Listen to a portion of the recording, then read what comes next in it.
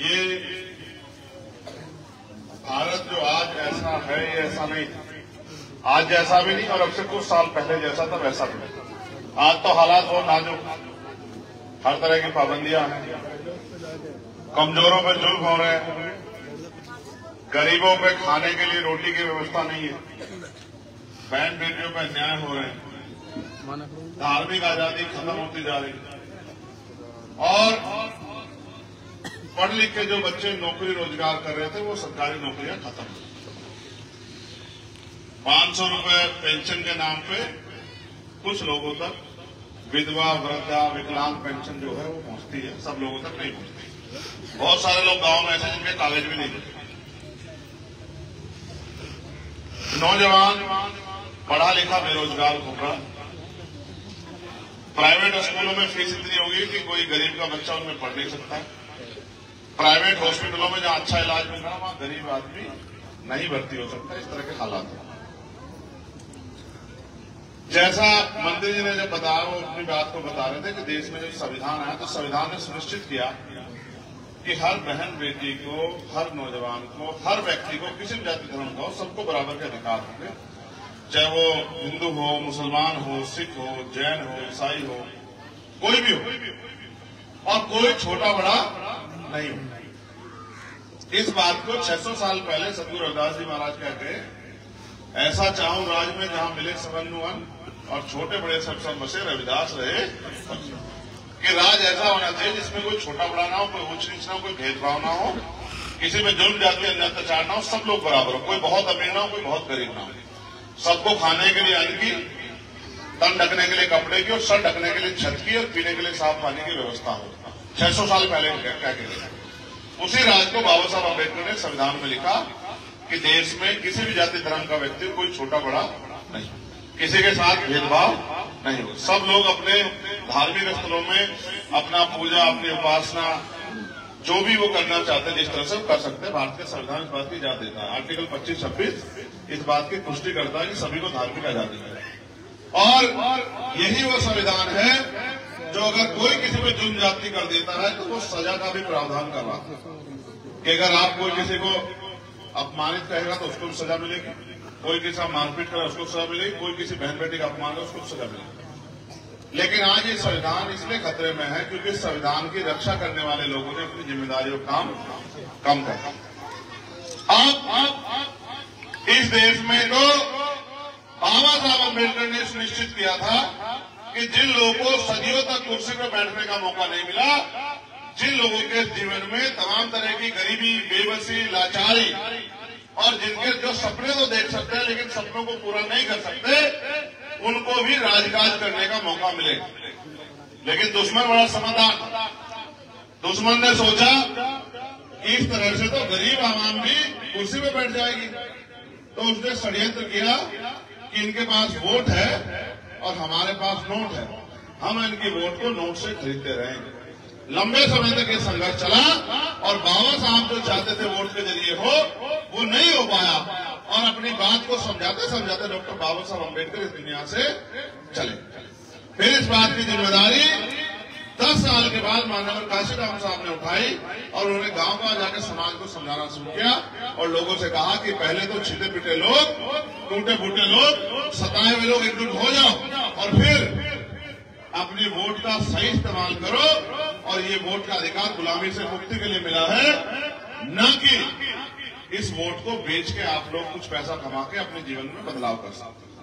क्योंकि जब ये वोट उन्हीं के खाते में चला जाएगा जो राजकाज कर रहे हैं तो आपका बच्चा कुर्सी पर नहीं बैठ पाएगा। जब आपका बच्चा कुर्सी पर नहीं बैठेगा और सिस्टम में आपकी हिस्सेदारी नहीं होगी तो आपकी देखरेख नहीं।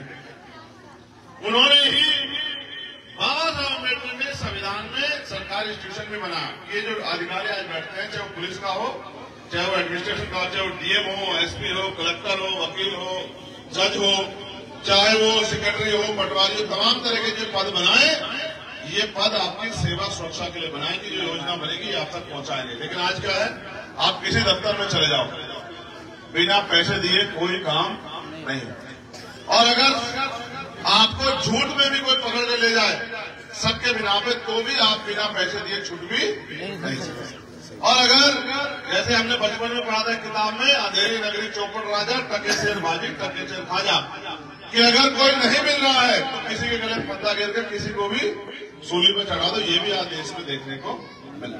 तो सवाल ये है कि इस देश में क्या गरीब गरीब बना रहेगा?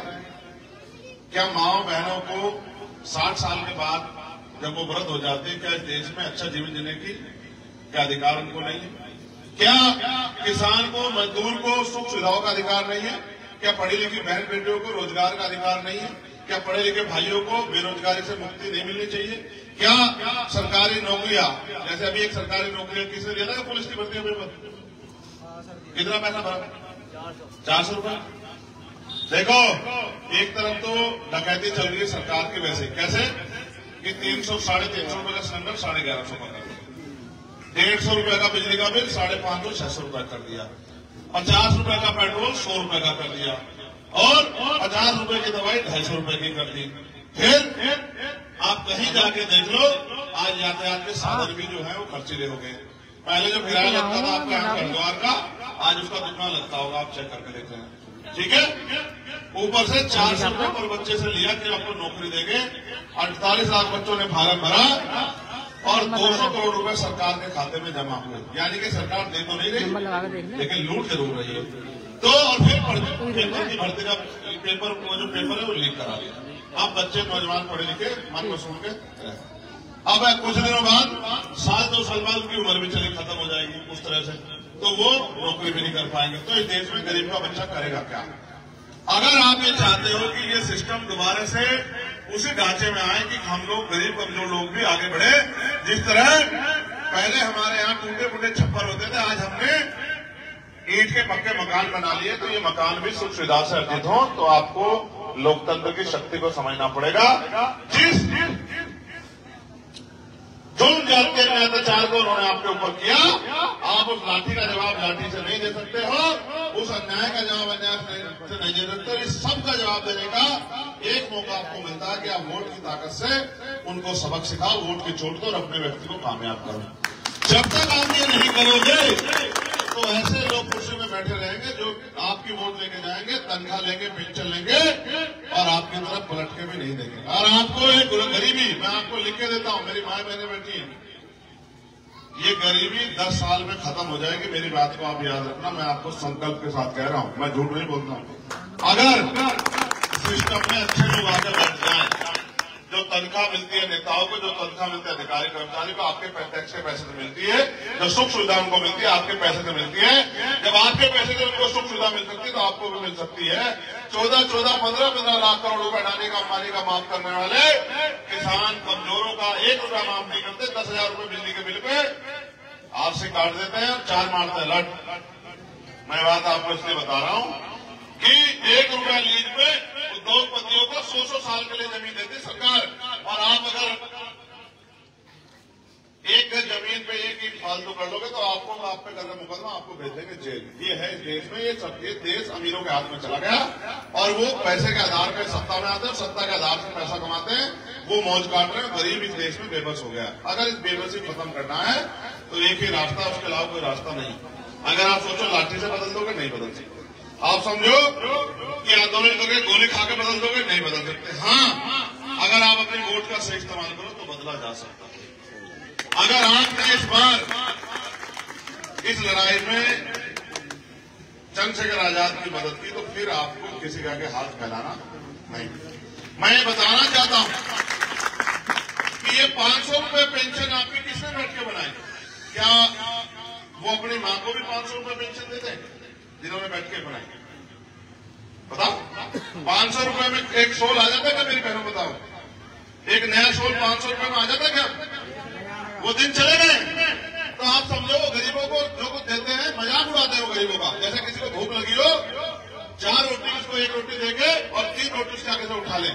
मैं पूछना चाहता हूं, जो नौजवान बेरोजगार है, क्या उनको बेरोजगारी भत्ता मिलना चाहिए, नहीं मिलना चाहिए? भाई आप लोग बताओ। पढ़े लिखे नौजवान को बेरोजगारी भत्ता मिलना चाहिए, नहीं मिलना चाहिए? आप ये बताओ, जब आपने मेहनत करके स्कूल में पैसा लगाकर फीस देके पढ़ाई की है तो भाई आपके माँ बाप ने तो पेट काट के पैसा दे दिया, तो अब नौकरी रोजगार नहीं मिल रहा, कौन जिम्मेदार है? सरकार तो कहते हैं अपने ठेका लेना, फिर ठेका लेना तो उसे छोड़ दो।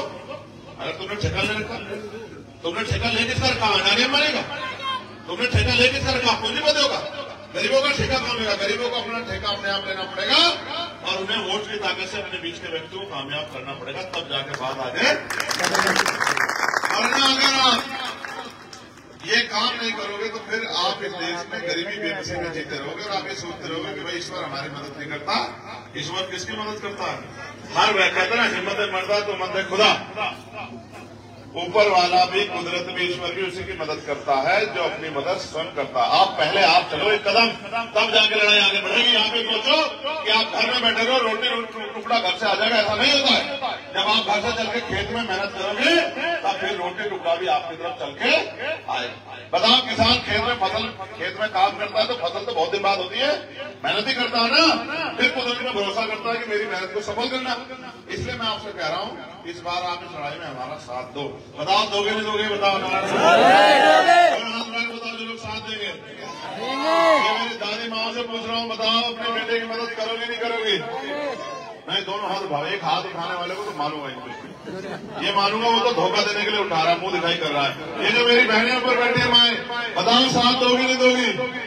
देखो, एक होता है धक्का, एक होता है धोखा। धक्का दे दो, आज मना कर दो, नारायणपुर वालों कोई शिकायत नहीं करूंगा आपसे।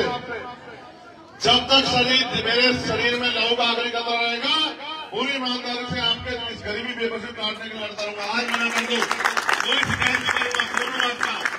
लेकिन ऐसा ना हो कि मैं चला जाऊं, कोई पैसे लेके जाए उसकी बातों में आके और मुझे कमजोर करने के लिए पैसे वालों का साथ दे दो। ऐसा तो नहीं करोगे? और हाथ उठा के बताओ, ऐसा तो नहीं करोगे?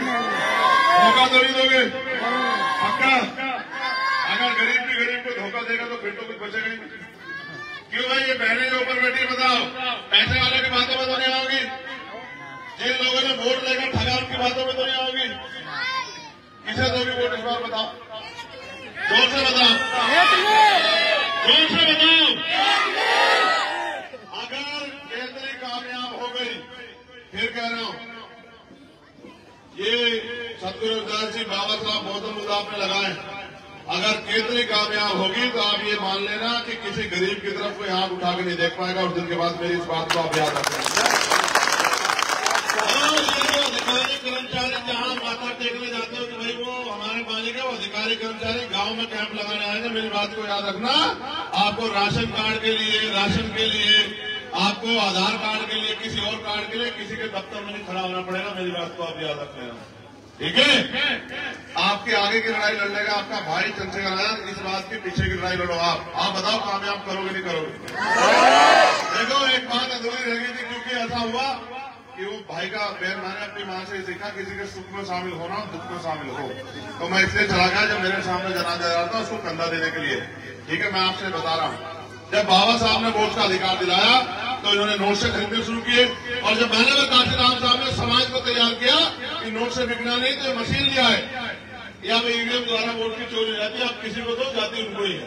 तो उस ईवीएम का इलाज करने के लिए भी 3 महीने का आंदोलन हम लोग कर रहे हैं और सुप्रीम कोर्ट में केस चल रहा है। पूरा भरोसा है कि सुप्रीम कोर्ट से ऑर्डर हमारे पक्ष में आएगा, चुनाव बैलेट पेपर से होगा इस बार, ठीक है? और अगर बैलेट पेपर से नहीं हुआ तो हमने उनको दूसरा ऑफर ये दिया है, आप कहोगे चुनाव में समय कम है भाई कर नहीं सकते, तो एक वीवीपैट लगाइए आपने, इसमें वो पर्ची दिखती है कि किसे जा रही है वोट, उस पर्ची को आप हमारे हाथ में दे दो, हम उसको देख लें मन मुल कर कि भाई ये धोखा तो नहीं हो रहा, और जब हमें ये महसूस हो जाए कि जिसको वोट दी उसकी छपी है और हम पर्ची को उसमें जमा कर दें बक्से में, उसी बक्से की हमारी पर्ची गिन देना, हमें मशीन की जरूरत है नहीं। क्योंकि जब हम 5 साल इंतजार करते हैं वोट देके, और इस देश में एक दिन में चुनाव नहीं होता, पूरे देश में 1.5 महीना लगेगा, आप देखना लगेगा। जो पहले चरण में वोट गिर देगा उसकी वोट कितने दिन में गिर जाएगी? 1.5 महीना लगेगा पूरा, मेरी बात को याद रखना, ठीक है? तो जब हम 1.5 महीने इंतजार करेंगे तो 2 दिन और कर लें, है जी? अगर वोट की चोरी नहीं होनी चाहिए, तो अगर आप वोट डालोगे चंद्रशेखर आजाद को तो जाएगी किसको? चंद्रशेखर आजाद, ठीक है? तो बताओ केंद्र को कौन कौन वोट देगा? हाथ खड़े करके बताओ। मैं देख रहा हूँ कौन कौन खड़ा नहीं कर रहा, मेरा तो बस यही काम है, जो हाथ खड़े नहीं कर रहा उनको देखना। दोनों खड़े, दोनों हाथ, जो हाथ नहीं खड़ा कर रहा फिर उसको मनाऊंगा जैसे बेटा भाई क्यों हमारे साथ नहीं है? ये भाई खड़ा है पीछे हरी जैकेट वाला, ये हमारे साथ नहीं है भाई, ये आपकी सर की पगड़ी के बराबर में, आपके खब्बे हाथ को देख रहे हैं भाई जो खड़ा हुआ मफलर वाले के पीछे में, एक हाथ ढालता दोनों मिनट उठा रहे भाई, बताओ एक हाथ